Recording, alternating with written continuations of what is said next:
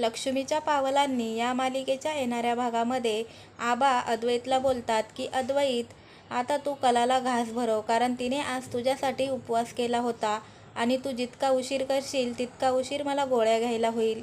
असं म्हटल्यानंतर अद्वैत लगेच कलाला घास भरवतो. कला अद्वैतकडे पाहतच असते.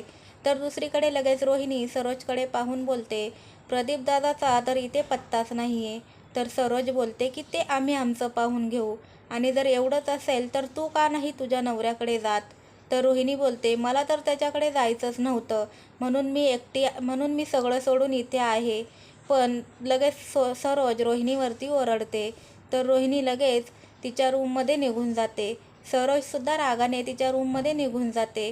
पण कला मात्र विचार करते की रोहिणी सरोज मॅडमसोबत नक्की असं का बोलल्या असतील. तर व्हिडिओ जर आवडत असेल तर लाईक करा आणि सबस्क्राईब करायला विसरू नका. धन्यवाद.